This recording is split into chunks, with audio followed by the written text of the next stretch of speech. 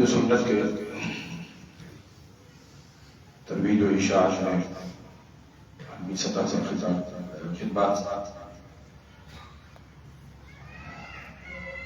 آج تشریف لائے ہوئے ہیں ہمارے پاس محترم جناب ڈاکٹر خان خلیل الرحمان جاوید صاحب، ٹی وی چینلوں کے اوپر الحمدللہ توحید و سنت کی ایک مؤثر آواز بھی ہے اور دفاع کا بھی حق ادا کرتے ہیں۔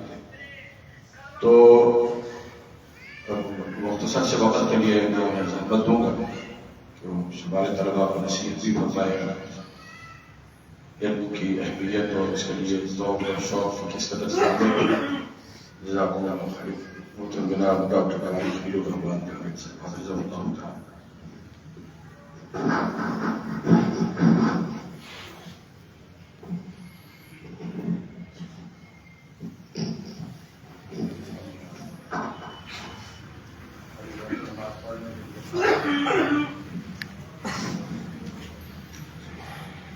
السلام علیکم ورحمۃ اللہ وبرکاتہ۔ ایک کرسی شیخ کو ملا۔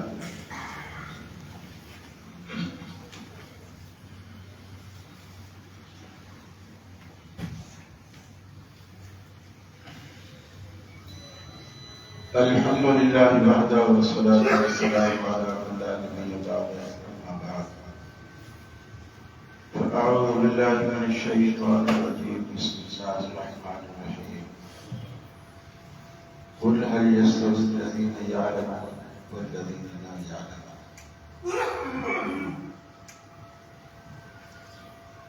محترم شاہین صاحب کا حکم تھا،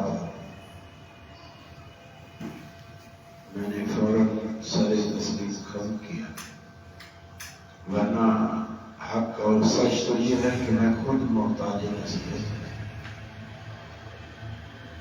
انسان ساری زندگی طالب علم ہی رہتا ہے اور کبھی بھی وہ قابل نہیں ہوتا۔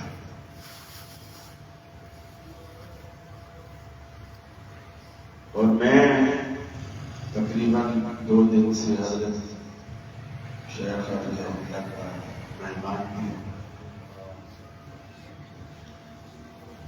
آپ کے اسی ریاست ملتان بہاولپور احمدپور، اس ریاست میں ایک صوفی بزرگ گزرے ہیں جن کا نام تھا خواجہ فرید۔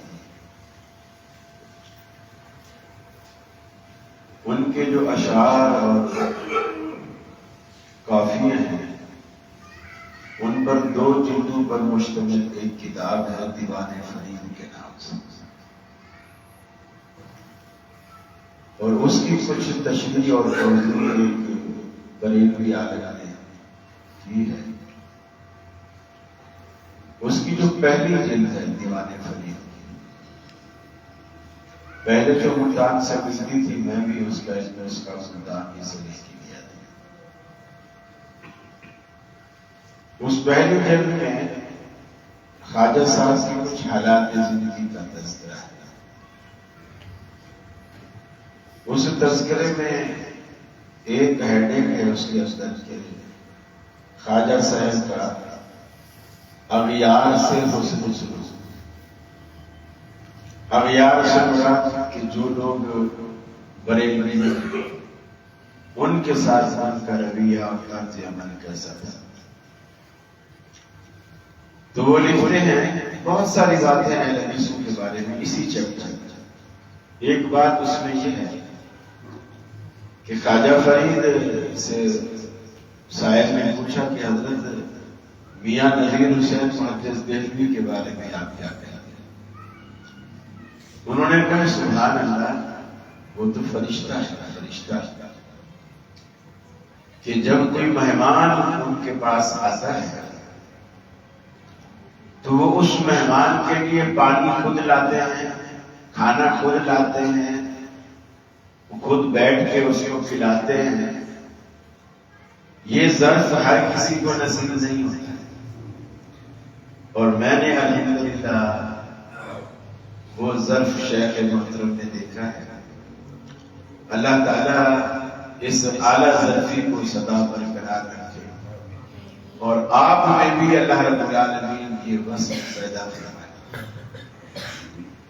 آپ جس مشن پر ماں باپ بہن بھائی عزیز اقارب علاقہ محلہ چھوڑ کر جس مشن پر آپ یہاں آئے ہوئے ہیں وہ بہت عظیم مقصد اور عظیم مشن ہے، اور اس کے لیے آپ کو بچپن سے محتاط زندگی گزارنی، مطالعے کی بھی عادت ڈالنی ہے، اخلاق سیکھنا ہے، اساتذہ کا احترام کرنا ہے، ادارے سے محبت رکھنی ہے، جو کتاب آپ پڑھ رہے ہیں اس کتاب سے محبت رکھنی ہے، کیونکہ جب کتاب کی عقیدت آپ کے دل میں نہیں ہوگی تو آپ کا پڑھنے کو بھی دل نہیں چاہے گا، کھولنے کو بھی دل نہیں چاہے گا، خریدنے کو بھی دل نہیں چاہے گا۔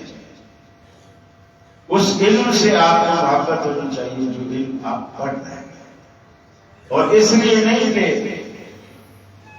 یہ دیکھے آدمی کہ کس مدرسے میں ناشتے میں انڈے ہوتے ہیں اور کس مدرسے میں دوپہر کو آلو گوشت پکتا ہے اور کس مدرسے میں پلاؤ بنتا ہے، پھر آدمی وہاں جا کر رہے اور پڑھے۔ یہ مقصد آپ کا نہیں ہونا چاہیے۔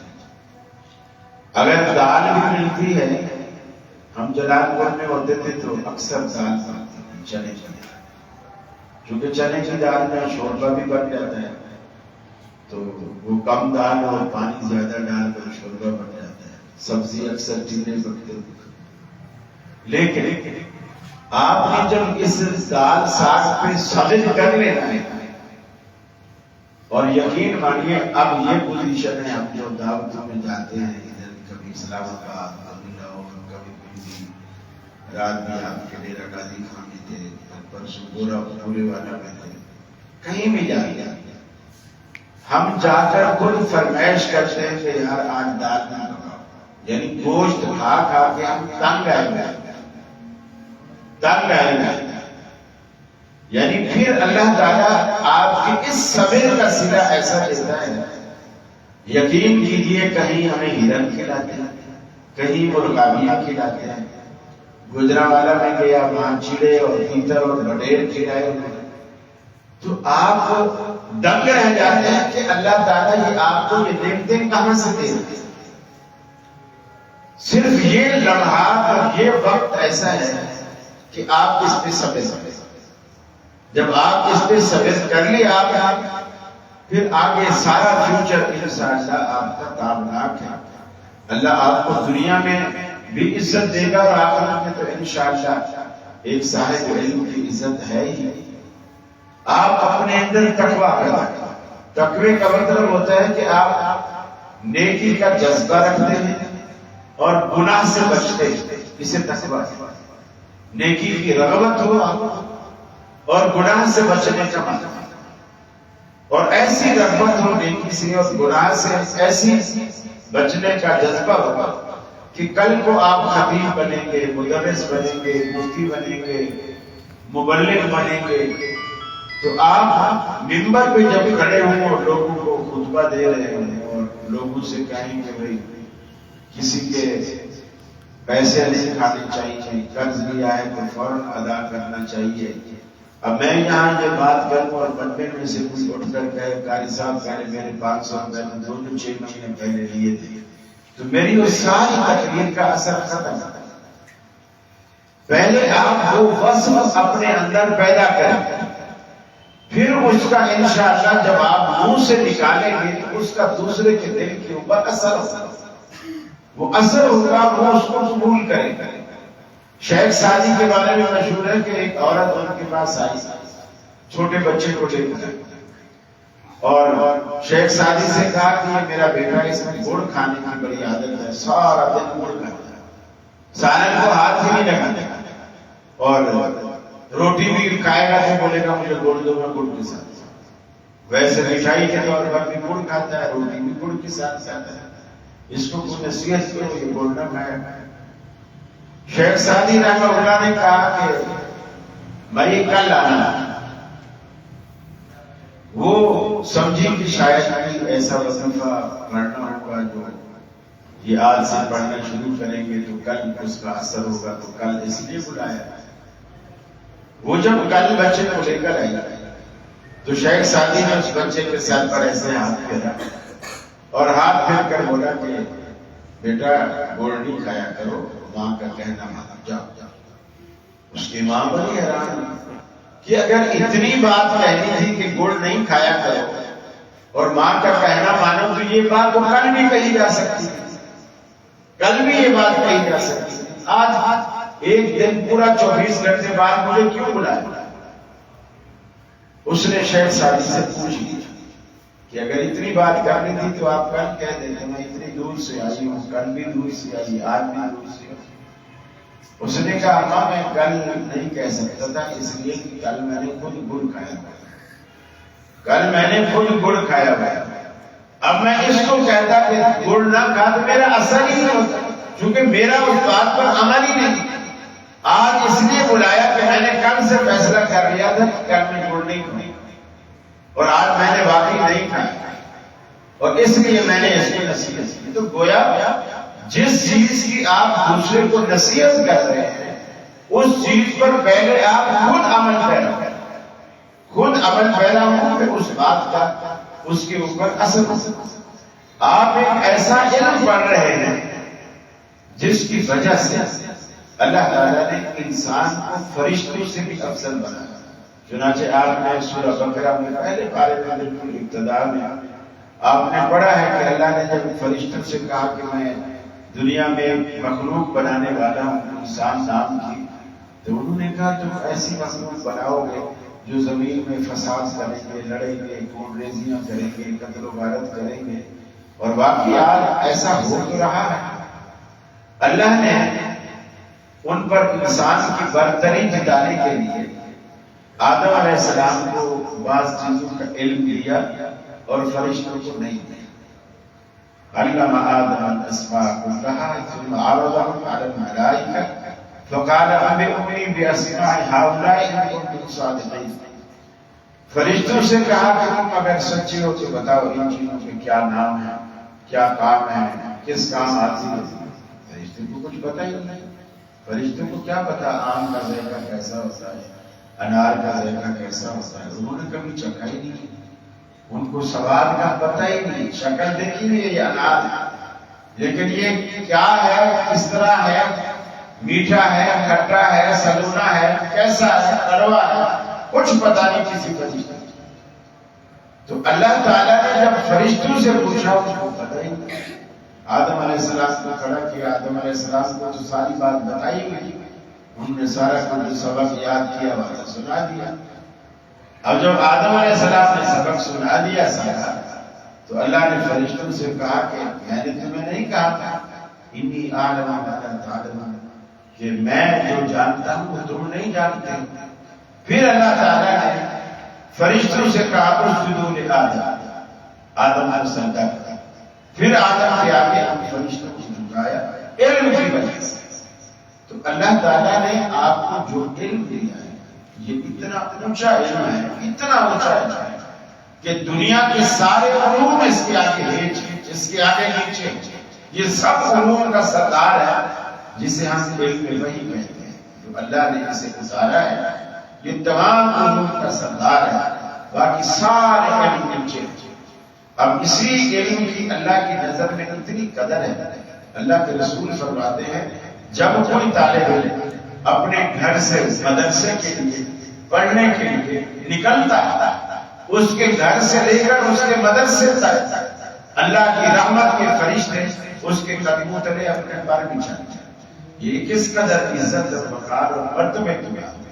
اسی طرح اللہ کے رسول نے فرمایا قیامت والے دن اللہ تعالیٰ حافظ کے ابا کو بلائے گا، ساری دنیا کے سامنے بلائے گا، ابا کو بلائے گا اور اپنے ہاتھ سے اس کے سر پہ تاج پہنائے گا جو اتنا روشن ہوگا کہ سورج کی روشنی بھی اس کے آگے مان پڑ جائے گا۔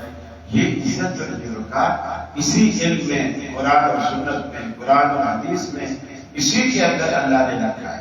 اور سب سے بڑی خوبی یہ ہے یہ جو مسجد جتنے بھی طالب علم ہیں ان کا تعلق اس مسجد سے جڑا ہوا ہے، اور اللہ کے رسول سے پوچھا گیا دنیا میں سب سے بہترین جگہ کون سی ہے؟ تو آپ نے فرمایا بہترین جگہ مسجد. بدترین جگہ کون سی ہے؟ بدترین جگہ بازار ہے. تو اللہ تعالیٰ نے آپ کو اتنا خوش نصیب بنایا ہے کہ آپ کا رشتہ اس جگہ سے جڑا ہوا ہے جو دنیا کی بہترین جگہ ہے، اور اس کے لیے بہتر جگہ بھی نہیں ہے. تو آپ اس اعتبار سے بھی خوش نصیب ہیں. آخر میں ایک بات اساتذہ کے لیے بھی اور طلباء کے لیے بھی میں کروں گا. وہ ایک واقعہ ہے چھوٹا سا. کراچی کے اندر دیوبندیوں کا ایک مدرسہ اب بھی ہے، وہ حفظ کا مدرسہ. ایک پٹھان سوات کا تھا اور اس کی اولاد نہیں ہوتی تھی. کوئی 10 سال بعد اس کے اللہ نے بیٹا دیا اور اس نے تہیہ کر دیا کہ میں اپنے بیٹے کو سب سے پہلے حفظ کراؤں گا، اسے حاصل کیا. جب بچہ تھوڑا سمجھدار ہو گیا، بڑا ہو گیا اور یہ بولنے کے قابل ہو گیا، پڑھنے کے قابل ہو گیا، تو وہ اس بچے کو لے کر آیا اور آ کر کے مدرسے میں استاد سے کہا کہ میں نے اس بچے کو داخل کروانا ہے اور حفظ کروانا ہے. انہوں نے داخلہ دے دیا، پڑھنے لگ گیا. 3 سال تک بچہ وہاں پڑھا.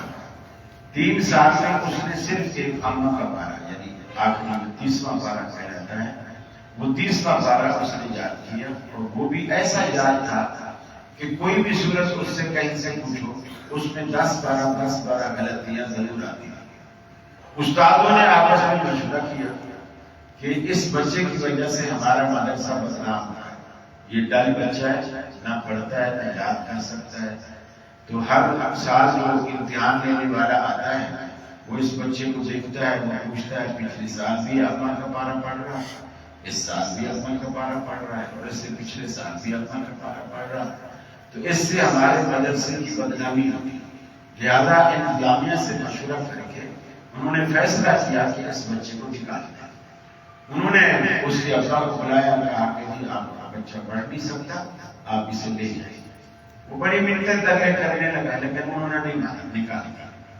وہ اپنے علاقے میں سوات ہے، وہاں بھی دیوبندیوں کا دوسرا مدرسہ تھا، وہاں آ کے اس کو داخل کرایا.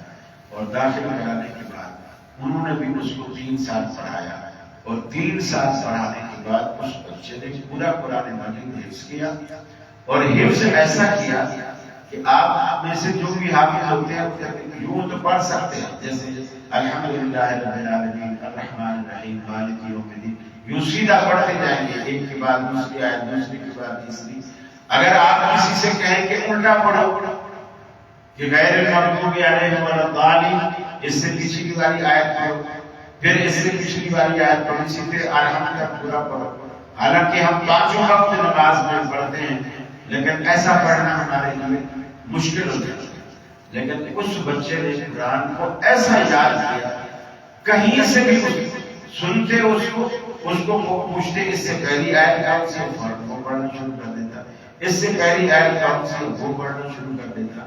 اور جس 15 لائنوں والے قرآن پہ اس نے حفظ کیا، وہ قرآن سامنے رکھ کر اگر یہ پوچھا جاتا کہ یہ آیت کہاں ہے تو وہ یہ بھی بتاتا تھا کہ میرے قرآن میں یہ آیت صفحہ نمبر قرآن کے اوپر ہے. بالکل ایسا ہو گیا جیسے قرآن کمپیوٹر. اب وہ پٹھان وہاں سے اس بچے کو لایا کراچی، اسی مدرسے میں جنہوں نے اس کو نکالا تھا، کہا جی آپ میرے بچے کا امتحان ہو، ٹیسٹ کو اس کو سنو ذرا. بڑے بڑے حافظ استاد بیٹھ گئے اور حافظوں کو پتا ہوتا ہے کہ قرآن میں کہاں کہاں تشابہ لگ رہا ہے، کہاں کہاں سخت بات ہے، یعنی متشابہ والی بات ہے. وہ سارے محلات اس سے پوچھنا شروع کر دیا. وہ کہیں نہیں، جہاں سے پوچھتے ہیں فوراً سنانا شروع کر دیتا ہے. الٹا پوچھتے ہیں الٹا پڑھنا شروع کر دیتا ہے. اور اسی طرح کوئی یوسیکم اللہ فی اولادکم ولدکم یہ سننا شروع کر دیتا. کہیں بھی وہ نہیں اٹکا. استاد سارے دنگ ہو کے رہ گئے. پٹھان نے کہا دیکھو یہ وہی بچہ ہے جس کے بارے میں انہوں نے کہا تھا کہ یہ ڈل بچہ ہے اور یہ نہیں پڑھ سکتا. اب آپ کے سامنے ہے کہ اس نے کیسے پڑھایا. اور اس نے تانا دیا کہ پڑھانا تمہیں نہیں آتا اور عیب لگاتے ہو بچوں کا کہ بچے پڑھ نہیں سکتے. یہ اب کہاں سے پڑھ کے آئے؟ وہی بچہ پڑھا ہے نا. اس کا مطلب استادوں نے پڑھایا تو پڑھاتے نہیں. وہ استاد کہنے لگے کہ ہم تمہیں کرایہ دیتے ہیں، آپ ایسا کرو جس استاد نے اس بچے کو پڑھایا ہے اس استاد کو ادھر بلا، وہ ہمارے استادوں کو لیکچر دیں، 2-3 دن ادھر ٹھہرے، ان کو طریقہ بتائیں کیسے پڑھاتے ہیں۔ اس نے کیا کیا، انہوں نے کرایہ دیا، انہوں نے سواد سے استاد کو بلا لیا، اور استاد کو بلانے کے بعد جب وہ مدرسے میں آیا اس کو بٹھایا، سارے استاد، انتظامیہ، طلباء سارے آگے بیٹھ گئے جس طرح آپ نے مجھے بٹھا دیا ہے۔ اب اس کو کہا بتاؤ کہ آپ حفظ کیسے پڑھاتے ہیں۔ اس نے وہی طریقہ بتایا کہ جیسے کہ صبح کو میں سب کی بھی سنتا ہوں، کہ پھر زور کو منزل سنتا ہوں، رات عشاء کو میں بہن کو سبق دیتا ہوں، پھر صبح یہ مجھے سبق سناتے ہیں۔ انہوں نے کہا ہم بھی ایسا ہی پڑھاتے ہیں بچوں کو، یہ کوئی الگ طریقہ تو نہیں ہے، ہم بھی ایسا پڑھاتے ہیں۔ اس نے کہا ایک طریقہ اور ہے میرے پاس جو میں نے ابھی تک تمہیں نہیں بتایا، اور وہ طریقہ یہ ہے جب رات میں بچوں کو سبق پڑھا دیتا ہوں اور بچے سبق لے لیتے ہیں اور کچھ دیر دوہرا بھی دیتے ہیں، پھر ان کے سونے کا ٹائم ہوتا ہے، میں بچوں کو سلا دیتا ہوں، یہ سونے چلے جاتے ہیں، میں وضو کرتا ہوں، مصلی بچھاتا ہوں، 2 رکعت نماز پڑھتا ہوں اور اللہ کے آگے رونا شروع کر دیتا ہوں کہ یا اللہ میرے بس میں اتنا تھا جو میں نے کر دیا، سبق دینا میرے بس میں تھا میں نے دے دیا، ان کے دماغ میں بٹھانا، دماغ میں محفوظ کرنا اور صبح ان کی زبان پر جاری کرنا یہ میرے بس میں نہیں ہے۔ بچے سوتے رہتے ہیں اور میں روتا رہتا ہوں، اللہ کے آگے دعائیں کرتا رہتا ہوں، اور صبح جب بچے فجر کی نماز کے لیے اٹھتے ہیں اور اس کے بعد میں سبق سنتا ہوں تو سارے بچوں کو سبق ازبر یاد آتا ہے۔ میرا کہنے کا مقصد یہ ہے کہ آپ جتنے بھی اساتذہ ہیں اپنے طلباء کو، شاگردوں کو اپنی دعاؤں سے محروم نہ کرنا۔ دعا وہ رنگ لاتی ہے، یقین مانیے ان کے 4-4 گھنٹے بیٹھ کر رٹے لگانا وہ محنت نہیں کر پاتی جتنی آپ کی دعا آسان ہے۔ آپ بچوں کے لیے دعا کیا کریں اور طلباء بھی اپنے لیے دعا کریں، اساتذہ کے لیے دعا کریں، ادارے کی ترقی کے لیے دعا کریں، ماں باپ کے لیے دعا کریں جن کے لیے آپ صدقہ جاریہ بننے والے ہیں ان کے لیے دعا کریں، اور پھر یہ دعا مل کر پلس طلباء کی محنت اور اساتذہ کی محنت مل کر ایسا رنگ لاتی ہے کہ نہ صرف یہ کہ اس کا اثر طلباء پر ہوتا ہے، اس کا اثر پورے ادارے پر ہوتا ہے، اور لوگ باہر جا کر تذکرے کرتے ہیں کہ یار بچے کو حفظ کروانا ہو آپ نے تو اس ادارے میں جانا ہے، پڑھائی کرنی ہو تو اس ادارے میں جانا ہے۔ اس کا پھر ایک نام ہوتا ہے، اس کی ایک شہرت ہوتی ہے۔ اللہ رب العالمین آپ کی محنتوں کو، کاوشوں کو، پردیس کو اللہ قبول کرے اور اس کو جنت میں داخلے کا بھی باعث بنائے، اپنی رضا کا باعث بنائے، اور اپنی ناراضگی سے اللہ رب العالمین ہم سب کو بچائے رکھے۔ اللہ سے دعا ہے اللہ مجھے بھی اور آپ کا بھی عمل کی